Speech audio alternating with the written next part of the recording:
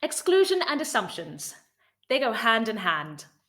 Let's take a look at a photo from an airport shop to see how this works.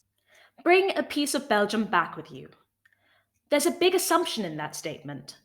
Basically, that anyone in the airport who wants to buy souvenirs is traveling back somewhere, i.e., they aren't based in the area the airport serves.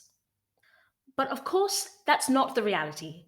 Many of us buy souvenirs in the place where we are based to give them to others who live elsewhere, to friends, family members, business colleagues, etc.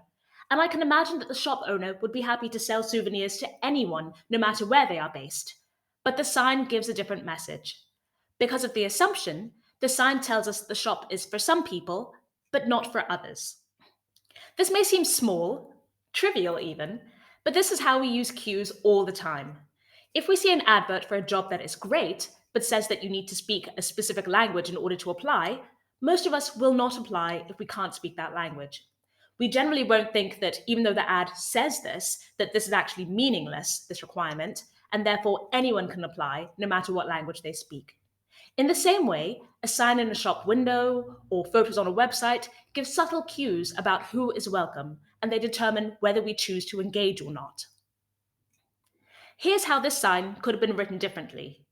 Take a piece of Belgium with you.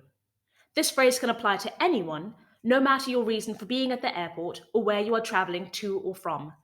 And it has no hidden assumptions.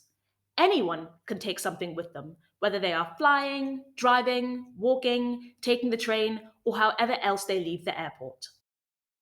Words and subtle cues matter.